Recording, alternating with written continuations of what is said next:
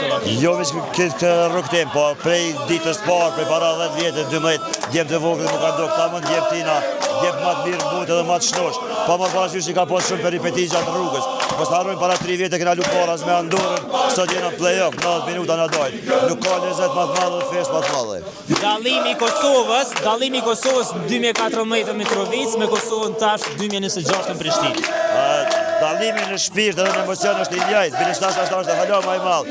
Në kvalitet normal që vjen kohë më pjek edhe halona duhet kohë më pjek për me mri në rezultat çfarë kena shef këtë. Po topi është në rrumullak, gjasat me në që janë reale më kualifiku edhe me realizu ondrën, po vjen kesë dyqysh më duke që shumë shpejt e kum rrise për 10 vjet as ondrën se kum pa.